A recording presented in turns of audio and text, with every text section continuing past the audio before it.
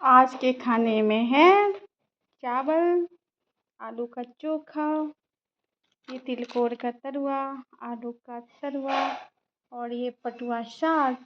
तो ज़रा खा के दिखाओ।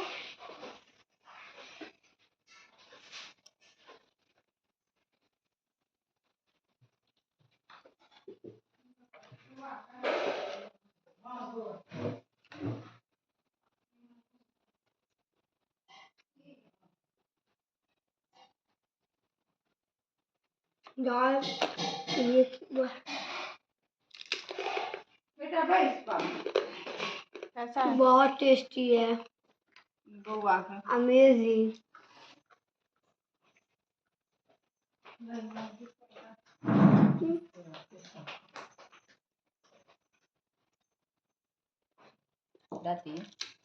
बड़ी प्लेट नहीं दे आलू और होय छै दै छियै बड़ी प्लेट थारी में देबो बड़ी प्लेट दीजिए ना।